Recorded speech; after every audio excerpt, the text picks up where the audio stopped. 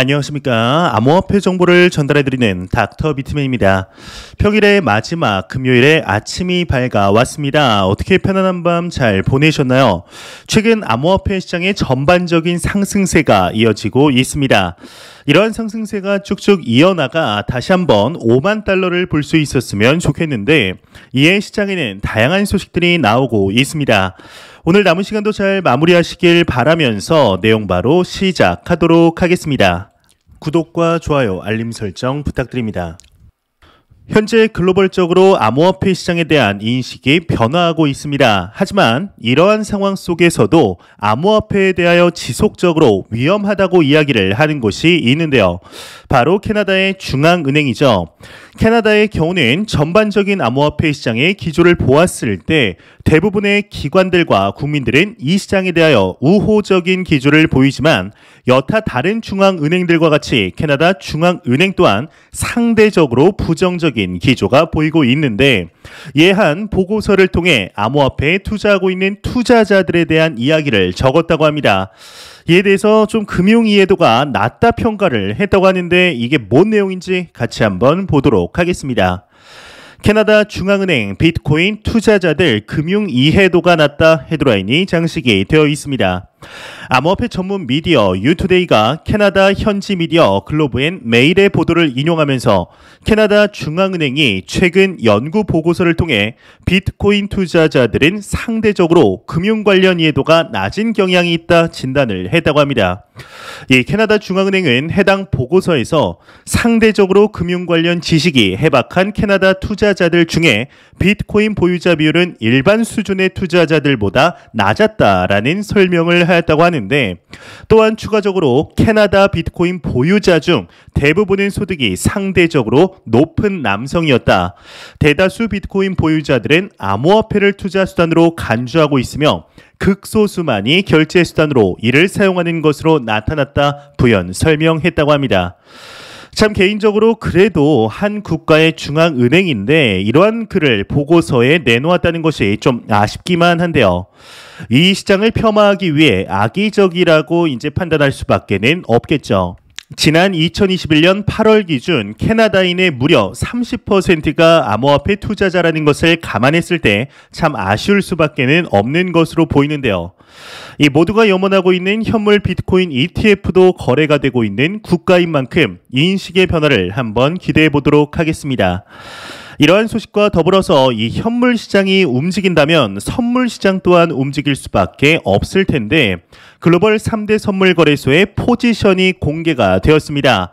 과연 선물 투자자분들은 단기 방향성과 관련하여 어떠한 생각을 하고 있을지 같이 한번 보도록 하겠습니다. 네, 사진 자료를 보시게 되면 먼저 글로벌 1위의 거래소 바이낸스의 경우는 롱 포지션이 49.95%, 숏 포지션이 50.05%를 나타내며 2위의 비트겟 거래소의 경우는 롱 포지션이 50.50%, 숏 포지션이 49.5%, 3위의 FTX 거래소의 경우는 롱 포지션이 48.44%, 숏 포지션이 51.56%를 나타내고 있습니다. 이 바이낸스와 비트겟의 경우는 거의 차이가 나지 않는데 이 FTX 거래소의 경우는 단기 하락에 베팅하신 분들이 많은 것을 확인할 수가 있습니다.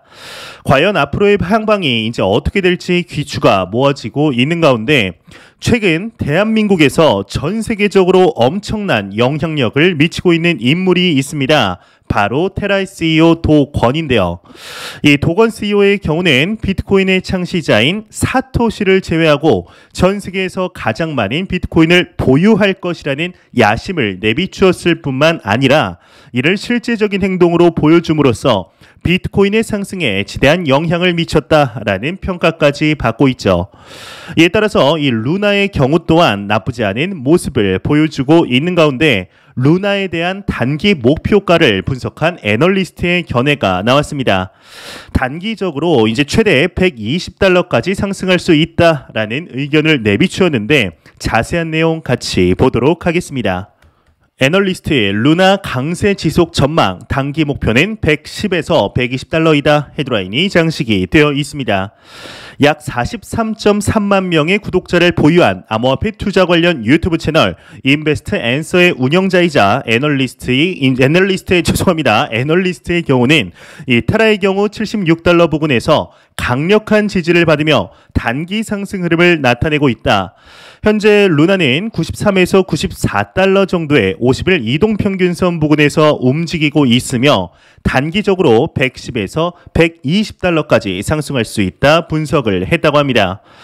또 그는 이날 비트코인과 달러 인덱스의 상관관계를 고려하면 비트코인도 상승 궤도에 오를 수 있다며 그동안 달러 인덱스 상승 랠리 후에 비트코인의 가격이 뒤따라 상승하며 달러 인덱스가 선행지표 역할을 해왔다 설명했다고 하네요. 현재 테라폼 랩스의 공격적인 투자와 미래 비전을 설명하면서 그 어떠한 프로젝트보다 빠르게 성장을 하고 있습니다. 과연 루나의 가격이 110달러, 120달러까지 도달할 수 있게 될지 충분히 지켜볼 만하지 않을까 싶은데요. 이 루나의 가격과 더불어서 비트코인의 가격 분석 또한 안 보고 갈 수가 없겠죠. 암호화폐 투자를 진행하면서 아마 이 사람의 이름은 한 번쯤은 들어보셨으리라 생각을 합니다. 지난 2021년 10월까지 비트코인의 가격을 정확히 맞추며 일각에서는 작두를 탔다라고까지 평가를 받던 애널리스트 플랜B 아마 한 번쯤 들어보셨을 텐데요. 이 플랜B가 고안하며 많은 투자자들이 지표로 삼고 있는 스톡투플로우에 대해서도 잘 아시리라 생각합니다.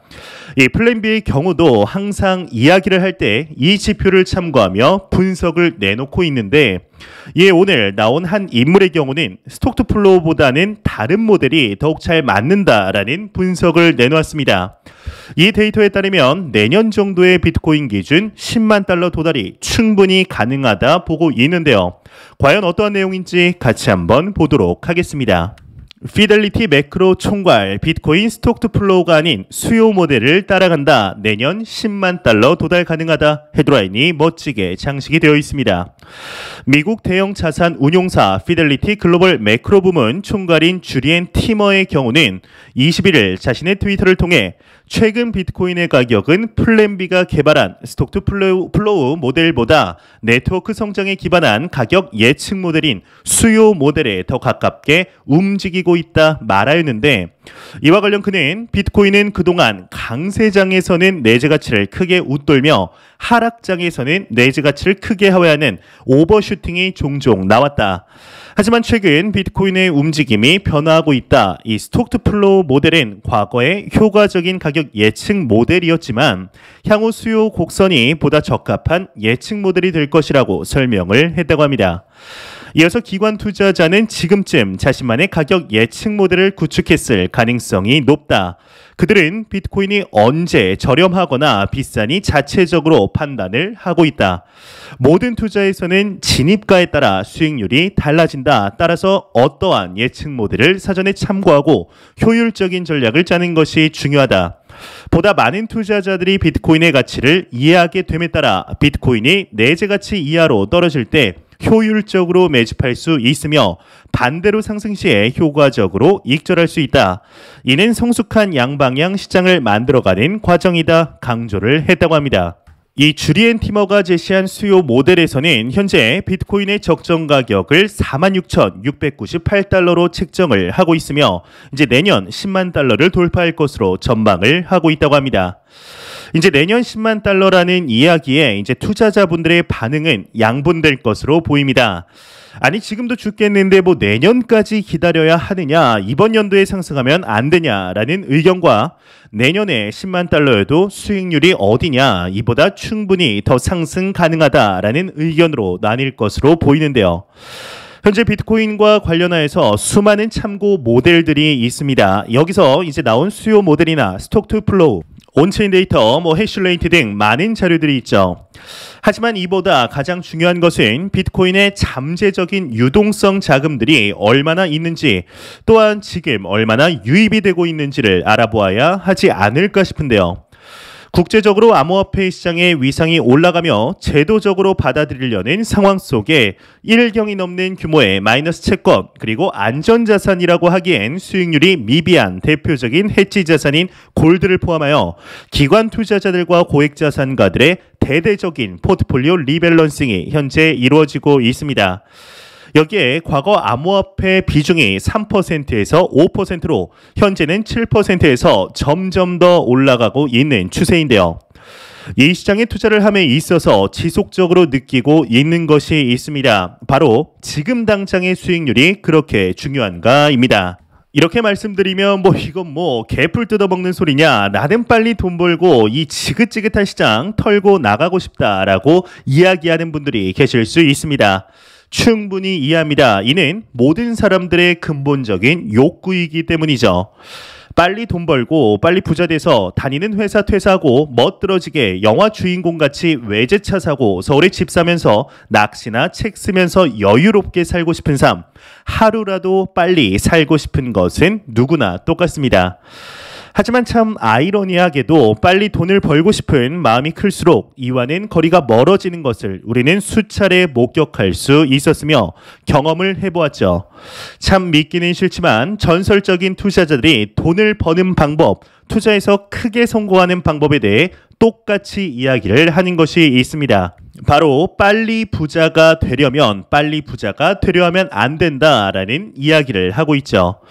모든 것에는 때가 있으며 특히나 투자에 있어서는 이 시기를 기다리는 인내심이 가장 중요하다라는 이야기를 하고 있는데, 특히나 시장의 엄청난 변동성을 견디기 위해서는 내가 투자하고 있는 자산에 대한 명확한 펀더멘탈을 알고 있어야 한다라고 이야기를 하고 있죠. 이미 정답은 나와 있습니다. 하지만 빨리 돈을 벌기 위해 차트에 선을 그으며 시장을 이기려고 하다가 엎어지는 경우를 상당히 많이 보아왔습니다.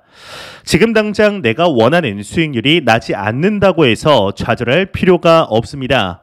현존하는 모든 자산군 중에 가장 높은 내재 가치를 지니고 있는 투자처에 우리는 현재 투자하고 있으며 우리에게 필요한 것은 오로지 시간입니다. 다음번 축제 때의 주인공이 되어 축배를 들기 위해 지금의 우리의 투자 방법, 투자 철학을 재정비해 보는 것은 어떨까 하는 생각이 드네요. 이러한 소식과 더불어서 매일같이 나오는 리플 XRP에 관한 소식이 오늘도 또한 나왔습니다. 최근 미 SEC와의 소송 관련하여 그래도 긍정적인 소식들이 나오는 상황 속에 오늘 새로운 소식이 나왔는데 이 약식 판결 일정이 예상보다 늦어질 수 있다고 하는데 자세한 내용 함께 보도록 하겠습니다. 미 변호사 리플 BTC의 소송 이제 약식 판결 일정 예상보다 늦어질 듯하다 헤드라인이 장식이 되어 있습니다. 미국의 증권거래위원회 SEC와 리플의 미등록 증권 판매 소송이 이번 주 약식 판결 일정 조율을 앞둔 가운데 이 소송을 지속적으로 추적해온 미국 연방검사 출신의 변호사 제임스 K. 필란의 경우는 예상보다 긴 프로세스가 될 것이다. 오늘 새벽 트위터를 통해 전했다고 합니다. 그는 약식 판결을 위한 신청서 제출 절차가 매우 복잡하다. 따라서 7에서 8월 게시 브리핑이 시작될 것으로 보이며 모든 브리핑은 10월에서 11월에 완료될 전망이다. 윌리엄 힘먼 SEC 전 기업금융국장의 연설 내용이 담긴 이메일 공개 여부는 약식 판결이 보류되는 동안 결정이 나올 것이다 말했다고 합니다. 참 답답한 시간들이 반복이 되고 있죠. 얼마 전까지만 해도 리플의 CEO 이제 브래드 갈링 하우스의 경우는 예상보다 진전이 있기 때문에 곧 끝날 가능성이 있다라는 이야기를 하였는데 참 끝날 때 끝나지 않는 소송에 XRP 홀더분들이 지쳐가고 있습니다. 그럼에도 긍정적으로 바라보는 것은 작년과는 다르게 리플 사방면으로 상당히 기울어져 있다는 것인데 대부분의 전문가들은 아무리 늦어도 이번 연도 안에 종료가 될 것으로 분석하고 있으며 이는 저 또한 같은 생각을 가지고 있습니다. 과연 앞으로의 소송의 모습이 어떠한 방향성을 띠며 나아가게 될지 새로운 소식 나오는 대로 바로 알려드리도록 하겠습니다. 어제이죠. 이제 글로벌 1위의 비트코인 펀드를 운영하고 있는 그레이스케일의 모기업 디지털 커런시 그룹의 창업자 베리 실버트가 하나의 트윗을 남기게 되었습니다. 현재 비트코인 횡보장이 이제 오히려 좋은 기회라는 트윗을 남기게 되었는데요. 이는 지난 2021년 11월부터 지속된 하락 장세 속에 이제 지친 투자자들을 격려하기 위해 그리고 지난날을 돌아보았을 때 실제로 그렇기 때문에 본인의 견해를 내비친 것으로 보입니다. 실제로 역사를 돌이켜보았을 때 비트코인의 횡보와 하락세는 장기적인 관점, 좋은 매수 찬스였는데요. 다만 그 기간이 얼마나 긴지 알 수 없기 때문에 투자를 주저하게 되는 것이죠. 말 좀 안고 했으면 좋겠는데, 무튼 베리 실버트의 트윗에 대한 반응은 안타깝게도 좀 싸늘한 편이었습니다. 이에 대해서 마음을 깨부수는 말 하지 말라고 하는 댓글에 대해서 이 베리 실버트의 경우는 빅 썸머가 될 것이라는 희망 섞인 이야기를 하였는데요. 이 지루한 횡보장에서 지치지 않고 매수를 꾸준히 진행할 때 머지않은 시일 내에 상승을 맞이할 수 있을 것 정도로 해석할 수 있겠죠. 일각에서는 이제 금리 인상이 이제 정말 얼마 남지 않았으며 계속해서 있을 기업들의 실적 발표와 FOMC 의사록 공개 같은 이슈를 계속해서 제대로 넘길 수 있느냐는 의문을 갖기도 합니다. 하지만 5월 늦어도 상반기 수준에서 연준의 금리 인상 스탠스가 바뀔 가능성도 큰 상태이죠. 연준이 과연 물가를 잡을 능력이 있느냐는 의문이 시장에서 계속해서 커지고 있습니다. 지금은 금리를 인상함으로써 물가를 잡을 수 있다는 강한 자신감을 보이고 있지만 과연 금리만으로 지금의 인플레이션을 잡을 수 있겠냐는 것인데, 이러한 의견이 타당한 이유는 2021년의 인플레이션이 전쟁 때문에 생긴 것이 아니었기 때문이죠. 전쟁은 2022년 2월 말에 시작이 되었는데 인플레이션의 주된 원인은 코로나 바이러스의 창궐로 인한 엄청난 양의 양적 완화가 주된 이유이며 물류 수송 문제였습니다. 이 부분이 해결되지 않는 한 물가 상승을 의미 있는 수준으로 잡기는 어려운 것이 사실입니다. 그럼에도 불구하고 2022년 하반기에는 연준이 금리 인상 수준을 지금보다는 낮게 가지고 갈 가능성이 크다고 전문가들은 예상하고 있습니다. 물가가 어느 정도 안정을 찾으리라는 기대감이 있기 때문인데 거기에는 단순히 금리 인상 때문만은 아닐 것입니다. 2021년부터 이미 문제가 되었던 물류 문제가 상당 부분 해소될 것이라는 기대 때문이죠. 엔데믹과 물류가 해결되면서 점차 수급과 소비의 균형이 찾아올 것이며 경제도 정상 궤도로 다시금 들어오게 될 것입니다. 따라서 2022년은 틀렸다라고 보는 시각은 지나치게 비관적인 것인데 그럼에도 개인 투자자들은 여전히 비관 중입니다. 횡보 이후 급격한 하락을 보였던 비트코인 차트를 가져와서 근거로 제시하기도 하는데요. 하지만 지난 초강세장 이후였던 2018년과 지금의 2022년도는 완전히 다르죠. 지금은 기관들의 자금이 비트코인과 이더리움 등으로 유입이 되고 있는 상태이며 기다리고 있는 중이기 때문입니다. 암호화폐 시장의 대표적인 홍보 기업이라고 불리우는 이 마이크로 스트래티지가 보유 중인 비트코인의 평균 단가는 이제 3만 달러입니다. 이런 부분을 고려할 때 비트코인의 가격 하락은 어느 정도 방어선이 상당히 견고하게 만들어져 있다는 사실을 알 수가 있겠는데요. 이 4만 달러를 위태롭게 유지 중인 비트코인의 지금 가격은 그런 점에서 충분한 성장 가능성이 있다 판단할 수 있지 않을까 생각이 드네요. 매일같이 말씀을 드리지만 이제 절대로 암호화폐 시장에 투자를 하실 때 단기적인 시각이 아닌 장기적인 시각으로 오랫동안 함께할 수 있는 여유 자금을 통하여 투자를 진행하시길 진심으로 바라 보겠습니다.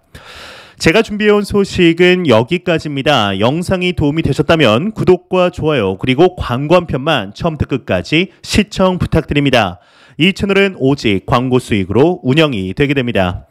항상 영상 시청해 주시는 시청자분들, 구독자분들 너무나 감사드립니다. 오늘 남은 시간도 잘 마무리하시길 바라면서 저는 더욱 도움이 되는 영상으로 내일 아침이 아니죠. 저녁 퇴근 시간 찾아뵙도록 하겠습니다. 지금까지 닥터 비트맨이었습니다. 감사합니다.